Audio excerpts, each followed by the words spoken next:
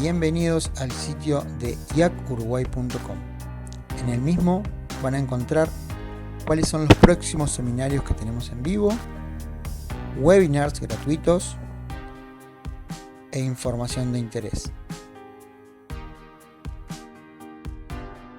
También van a poder sumarse a nuestro grupo de noticias IAC para estar enterados de primera mano de todas las actividades.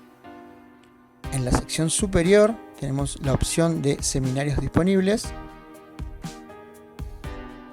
donde van a encontrar cuáles son los seminarios que se encuentran disponibles para inscripción.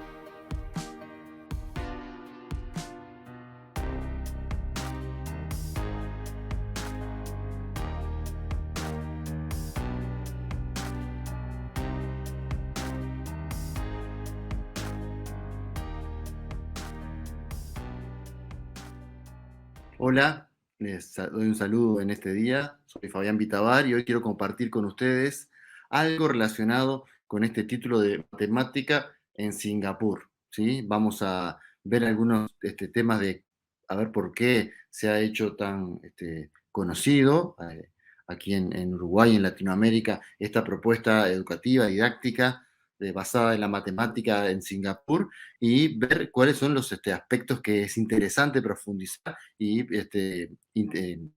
entrar en un poco más de detalle. Quizás algunos ya conocen, quizás algunos tienen experiencia trabajando en este material, o quizás es una primera aproximación. Bueno, vamos a presentarlo como para que todos puedan más o menos conocer de qué va y ya tendremos oportunidad de profundizar más adelante. En primer lugar, comentemos, aquí al menos en Uruguay se habla de método Singapur, ¿sí? Y esta expresión se ha hecho como bastante conocida. ¿Por qué? ¿Qué es lo que ha pasado en Singapur como para poder llegar a que un método con el nombre de ese país se haga popular en diversos países? Bueno, en primer lugar, esta es una especie de marca, ¿sí? Que aquí en Latinoamérica se ha publicitado por decisiones o por estrategias de las editoriales que, con la autorización del Ministerio de Educación de Singapur, han publicitado sus materiales bajo este título, ¿sí? El método Singapur, así llamado, parte a través de la propuesta que en este momento se trabaja en Singapur de enseñanza de la matemática. Se produjeron allí materiales, se vendieron, es decir, Singapur los ha vendido y fueron tomados por distintas partes del mundo. También en Latinoamérica se tomaron, se tradujeron y se han extendido. En otros países no se le llama método, en inglés es otra la definición, y mismo en Singapur tampoco lo llaman método. Algunos docentes, yo me incluyo, tenemos un poco de resistencia a aceptar la palabra método simplemente porque pareciera que nos ofrece alguna solución mágica a los problemas educativos y todos sabemos que no existen tales soluciones, ¿sí?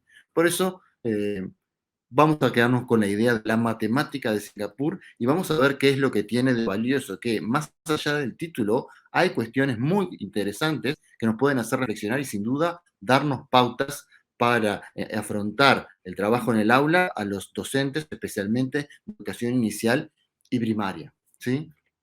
¿De dónde viene todo esto? ¿Por qué este interés en Singapur? Bueno, hace muchos años, no tantos, pero unos 10, 20 años, Singapur llamó la atención a nivel mundial por tener buenos resultados en las pruebas internacionales de evaluación. Cuando se fue a mirar a ver qué pasaba, hubo que retrotraerse en el tiempo y ver a ver qué había hecho Singapur con esos niños que, siendo adolescentes, estaban rindiendo pruebas y obteniendo calificaciones mejores que las de otros países. Y allí se encontró un proceso que había estado haciendo Singapur y que evidentemente estaba dando sus frutos, ¿sí? Ese proceso había consistido en buscar una estrategia para mejorar el nivel de educación del país que en ese entonces estaba realmente sumergido, ¿no? Estaba muy mal. ¿Qué hizo Singapur de maravilloso? Y yo creo que lo más interesante de este fenómeno es que no hizo nada extraño.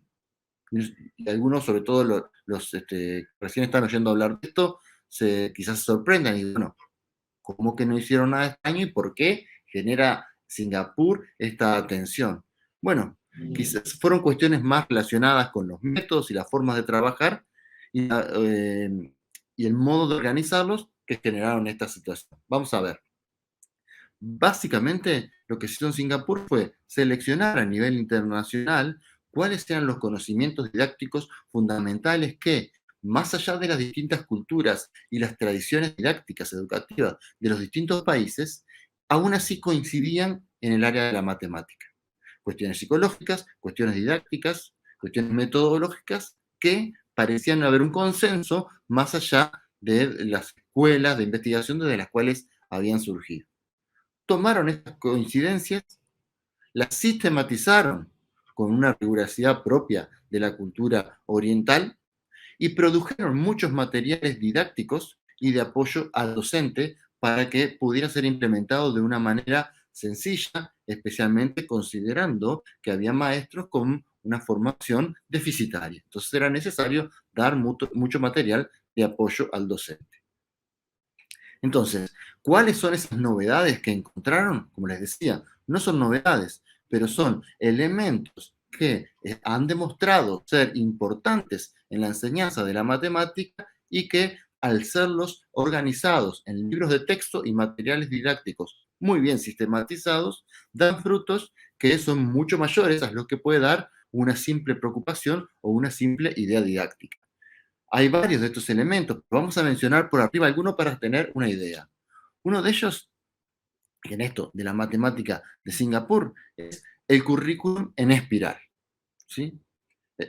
Concebimos el currículum en espiral basado esencialmente en las convicciones de que la mente humana no aprende en forma secuencial, lineal. Es decir, aprendemos más probabilísticamente, por aproximaciones. No es que un concepto se aprenda completamente en cierta instancia de la vida y que de ahí en adelante se comprenda para siempre, sino que cada concepto se va enriqueciendo a través de diferentes aproximaciones, desde diferentes representaciones, desde diferentes enfoques.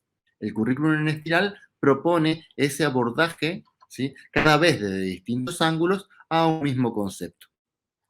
Esto está muy aceptado y ya los docentes lo tenemos más que claro de nuestra práctica cotidiana. Pero a veces no nos es tan sencillo lidiar con los programas o las propuestas que no lo hacen tan fácil, ¿no? Porque a veces vienen los temarios que debemos tratar con una presentación que pareciera que debieran ser atacados de una manera exclusiva, ¿sí? Y una vez aprendido, debería saberse para siempre.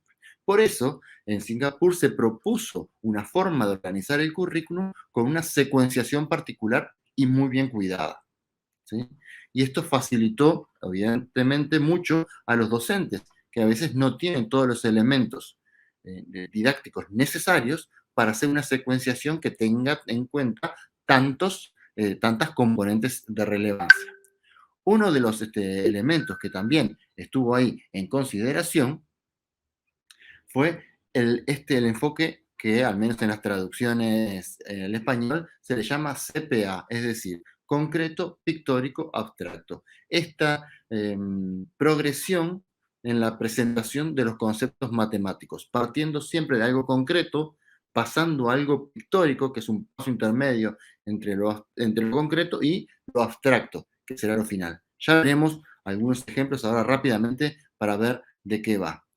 Todo este enfoque está enfocado, valga la redundancia, en la resolución de problemas.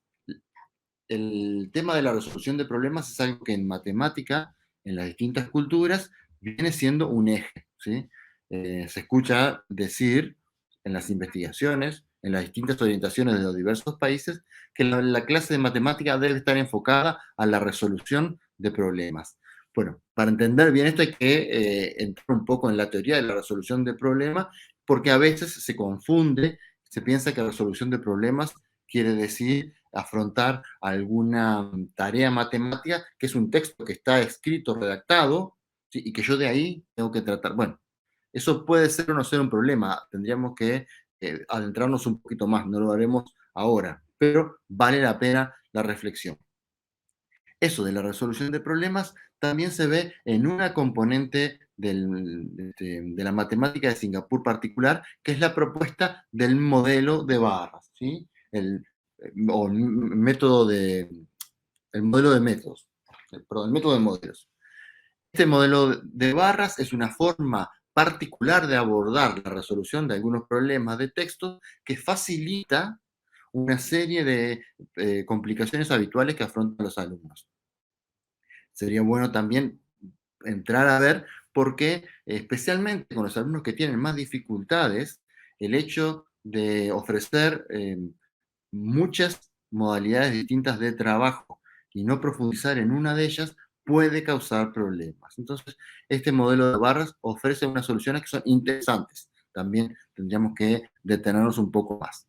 Todo esto es lo que esencialmente está en la matemática que se propone de Singapur. Por supuesto, podríamos profundizar más simplemente a modo de titulares. El marco teórico de Singapur, como les decía, enfoca en la resolución de problemas en matemática. Pero estos problemas se visualizan desde 4 ángulos o 4 dimensiones: el desarrollo de habilidades, actitudes, la metacognición, los procesos y los conceptos, ¿sí? Este esquema, ahí ya tenemos algunos ejemplos un poco más particulares, es parte del fundamento, ¿sí? Del fundamento teórico que está en las orientaciones del Ministerio de Singapur, de Educación de Singapur. Como les decía, este enfoque de la resolución de problemas tiene algunas implicaciones cotidianas que son de relevancia. Por ejemplo, la educación primaria, inicial, esto puede variar dependiendo de la edad, pero hay un gran enfoque, alguna gran insistencia en el cálculo mental, ¿sí? Mucha insistencia en el cálculo mental o el cálculo pensado, le podemos decir de una manera o de otra, y no tanto énfasis en los algoritmos de cálculo, al menos en una primera instancia. Hay una gran insistencia en las propiedades del sistema de numeración decimal, ¿sí? También hay una focalización en el entrenamiento de técnicas. Las técnicas son fundamentales a la hora de resolver problemas. Es necesario tener ciertos procedimientos de manera automatizada para luego, en la situación de resolución de problemas, uno pueda hacer uso creativo y crítico de esas técnicas. Pero bien, es necesario entrenarlas y entrenarlas de una manera enfocada en cuál va a ser su utilidad posterior, que no es muchas veces es una forma de planteo que no es sencilla, ¿sí? Que a veces los docentes no tenemos las herramientas didácticas suficientes como para que esa secuenciación sea tan cuidada como debería ser. Y finalmente, el ofrecimiento de desafíos o de cuestiones particulares que hacen que uno necesite utilizar las técnicas de una manera creativa para poder resolver una situación. Todo este enfoque está muy tenido en cuenta en las propuestas didácticas inspiradas en la matemática de Singapur. Otra cuestión que les decía, para seguir ilustrando de qué va esto, es este enfoque progresivo de ir desde lo concreto, pasar a lo pictórico y finalmente a lo abstracto. Este camino, en las propuestas didácticas inspiradas en la matemática de Singapur, es recurrente y es cada vez que el alumno se enfrenta al aprendizaje. No es una cuestión de cuando comencé, por ejemplo, trabajar con una unidad, trabajé con un material concreto e hice un dibujito y al final solo me quedo con lo abstracto. No, sino que procura que haya un abordaje cada clase y que esta progresión de desprenderme de lo concreto para pasar a lo pictórico y luego a lo abstracto no sea una decisión del docente, sino que sea una decisión autónoma del alumno, ¿sí? Es un proceso desafiante, pero podríamos pensar situaciones en las que quizás alguno vio la situación en la que un alumno que contaba con los dedos, ¿sí? Puede haber sido reprendido por algún maestro, ¿sí? Que lo obligaba a llegar a lo abstracto. Está bien, es importante pretender que el alumno llegue a lo abstracto, pero si el alumno necesita de lo concreto, tenemos que buscar las estrategias didácticas para que sea él quien decida desprenderse de esa representación concreta y pasar a lo abstracto. Por ejemplo, aquí tenemos 4 manzanas, ¿sí? Tenemos 3 naranjas. Uno podría decir, yo podría preguntarles, ¿esto es una representación concreta o una representación pictórica?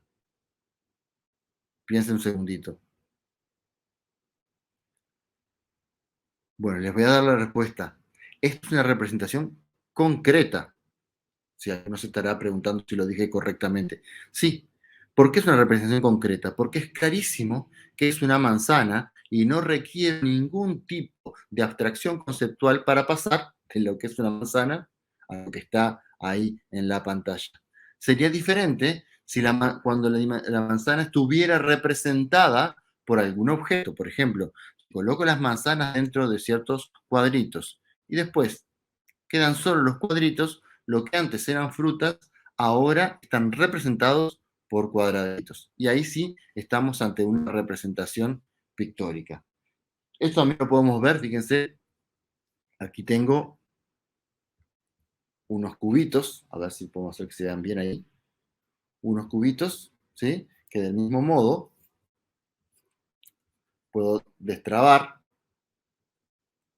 y aquí representar la misma situación, ¿sí? Con este cubito. Subo con este otro. Fíjense este material. Me permite a mí representar aquí en el bloque de una decena 4 y 3.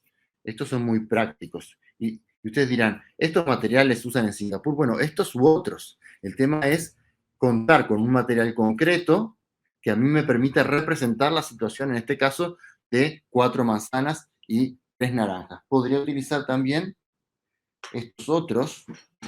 Disculpen que tengo toda la juguetería aquí al lado. Sí, aquí tengo otros bloquecitos de tamaño muy pequeñito, ¿sí? Pero que si los encastro, bueno, uno con otro, puedo llegar a hacer una barrita de 10. Entonces, fíjense que puedo tener estos verdecitos para mí serían las unidades, estos azules serían las decenas. Con 10 decenas podré crear una centena. Con 10 centenas podré crear una unidad de 1000, apilándola. Y fíjense cómo he encontrado algunas representaciones concretas para dar a entender aquí propiedades del sistema de numeración decimal. Estas cuestiones concretas pueden llevarse a lo pictórico, que es lo que tenemos en la presentación. Yo tenía hoy un 4 y un 3, pero fíjense otra. Esta es otra representación pictórica donde aparecen los números, ¿sí? También podría pasarme a esta otra, ¿sí? Que es otra representación más parecida a las de las barritas que le mostraba hace un ratito, y aquí ya nos vamos metiendo en lo que en la matemática de Singapur se denomina el modelo de barras, ¿sí? Una forma de representar a través de barritas unas situaciones problemáticas, ¿sí? Por ejemplo, para atacar una situación de este tipo, Ana tiene el triple de dinero que Beto, Beto tiene 200 menos que Cata, Cata tiene 50 más que Ana. ¿Cuánto tienen los tres en total? Bien, esto se podría representar a través de un modelo de barras como este que está aquí, ¿sí? Donde tenemos ahí, podemos ahí simbolizar con A, B y C las cantidades de dinero que tienen Ana, Beto y Cata, y con estos números, con estas representaciones, dar a entender toda la situación problemática y así ayudarnos a ir a buscar la cantidad ahora que buscamos, que es lo que tenemos en total. Esto que estoy mostrando es una forma de trabajar con el modelo de barras, pero como les decía, es una gran teoría y todos los materiales inspirados en la matemática de Singapur, los libros, llevan hacia este modelo. Obviamente hay que entrarle un poquito a comprender cómo está pensado y por qué, cuáles son los fundamentos que hacen que pensemos que este modelo vale la pena, ¿no? Bien, volviendo a lo que les planteaba en este esquema al principio, si uno mira los libros inspirados en la matemática de Singapur, se encuentra siempre con este planteo. Un currículum en espiral, los temas vuelven a aparecer una vez, eso genera que podamos ir más, ir más rápido, por así decirlo, pero esta situación es algo que no es tan sencillo desde el punto de vista didáctico. Es necesario a veces valerse de ciertas técnicas, ciertas estrategias didácticas para poder llevar esto de la velocidad. La secuenciación es muy importante y el uso de materiales ya armados, libros, se vuelve prácticamente imprescindible. O sea que dice, entonces esto será un método, una estrategia de mercado para vender libros. No, no es que sea así. Los fundamentos didácticos no están pensados para vender libros, pero lo cierto es que se torna muy difícil aplicar estos fundamentos de manera conjunta si no se tiene de un material impreso que lo facilite. ¿Sí? Hay varias editoriales en español, yo en este momento conozco dos que están trabajando con traducciones de materiales hechos en Singapur, en inglés hay muchos más, pero siempre con con esta misma estructura. Y finalmente, lo que les decía, ese caminito de concreto, pictórico, abstracto, que para estas cuestiones que les acabo de mostrar de numeración, a uno se le puede ocurrir de repente hacer esto y alguno pensará, eso mismo lo hacemos con fideos, eso mismo lo podemos hacer con bolitas o con otro tipo de material. Es verdad, es cierto, ¿sí? Lo que es importante o lo que aporta el uso de estos materiales, me refiero a los libros, no de los materiales concretos que pueden ser sustituidos por cualquier cosa. El uso de los libros es el uso recurrente del material concreto, que no es solo de una vez, que no es solo de un ejemplo, sino que vuelve a ser, se establece como un medio necesario para el niño, sobre todo el inicio, para establecer conexión con el concepto. Les puedo mostrar algunos otros, por ejemplo, aquí tengo a ver cómo lo muestro bien, aquí tengo un semicírculo con unas cuestiones de ángulos que se pueden mover, eso facilita bastante la lectura y el concepto de ángulo. Tengo más de de estas barritas que me permiten ahí mostrar más cosas. Por ejemplo, aquí tengo otros para trabajar con fracciones, ¿sí? Aquí tengo la unidad y, por ejemplo, podría preguntarme, ¿cuántas veces cabe esta, que es de un cuarto, en esta barrita que tengo? Bueno, tengo varias de estas amarillas para probar y tengo otras fracciones también. Aquí, por ejemplo, con las mismas que le mostraba de los ángulos, he armado un paralelogramo móvil, ¿sí? Que podemos trabajar perfectamente con las propiedades del paralelogramo. Bueno, y algunas otras más que, bueno, que después en alguna otra oportunidad podremos ver. Los materiales bibliográficos inspirados en la matemática de Singapur ya traen estas ideas pensadas, porque uno como docente podría definir o decidir, a ver, bueno, ¿cómo puedo, a través de un modelo pasando de lo concreto, luego lo pictórico y luego lo abstracto, dar una introducción de tal o cual tema? Bien, puedo pensarlo, puedo buscar inspiración. La verdad que el uso de estos materiales nos simplifica este proceso de planificación.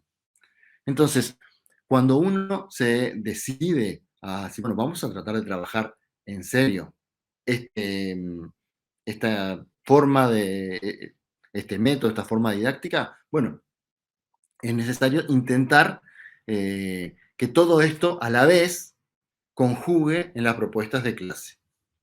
Eso no es fácil, no es nada fácil y a veces el mayor enemigo somos nosotros mismos, los docentes que ya apelamos a cierta experiencia anterior.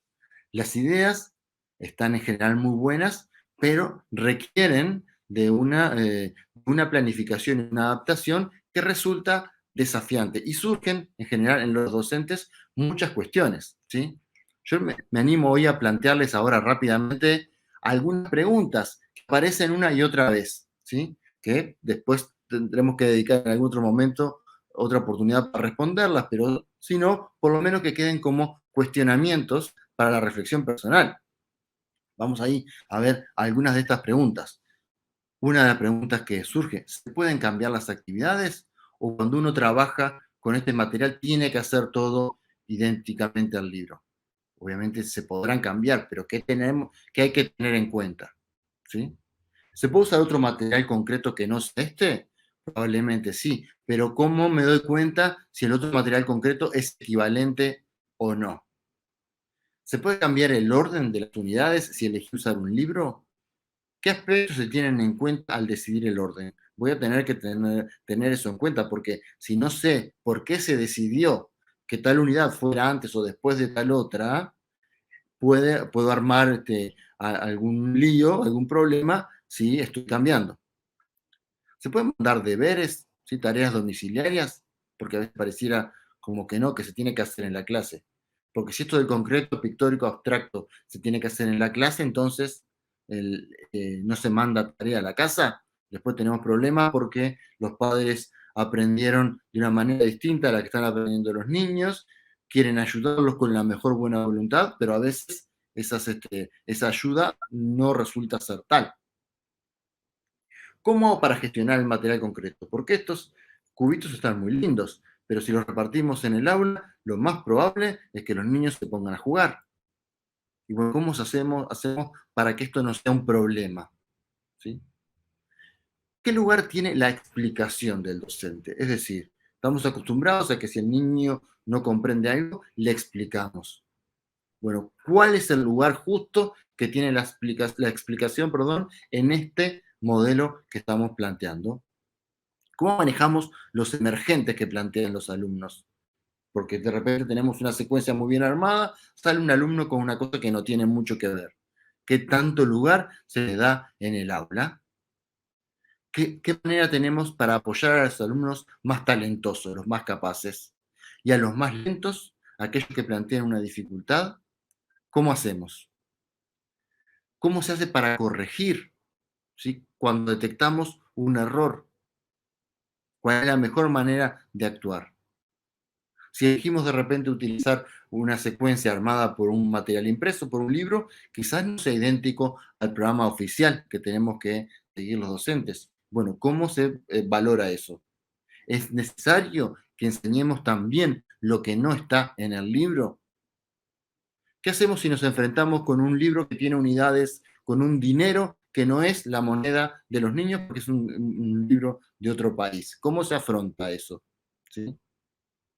¿Qué se les dice a los padres? Porque de repente en las familias la forma en que los padres aprendieron, es distinta a la que están viendo. ¿Cómo hacemos para que el trabajo con los padres sea beneficioso también en cuanto a la ayuda de los niños? Bien, hay muchas preguntas, ¿sí? Vamos a tener la oportunidad de trabajar de ofrecer un seminario para entrar en detalle en algunas de estas. No es que todas se vayan a responder, pero sí podemos ir dando elementos para que cada uno se vaya haciendo una idea. ¿Qué es lo que vamos a hacer en este seminario? Bueno, vamos a profundizar en esos aspectos que en este ratito simplemente hemos tocado por arriba, ¿no? Ejemplos concretos, más concretos, de cómo utilizar material de este tangible, cómo pasar del material a lo pictórico y luego al abstracto, ¿sí? Cómo manejar con el modelo de barras, saber qué es eso del modelo de barras, hay que ver un poquito con mayor detalle y visualizar de una manera más simplificada este trabajo en el orden de la secuenciación y el currículum en espiral que está planteado. Hay mucho, esto para profundizar. Yo creo que lo más interesante es que no nos tiene que resultar novedoso, ¿sí? Porque no hay grandes novedades. Lo novedoso es una organización muy cuidada, que por suerte otros han hecho por nosotros, que le han puesto mucha reflexión y mucho conocimiento didáctico, y la invitación es a aprovecharlo de la manera más inteligente posible, en definitiva, para favorecer los mejores aprendizajes de nuestros alumnos. Quedan invitados al seminario de matemática en Singapur y espero vernos allí. Que pasen muy bien.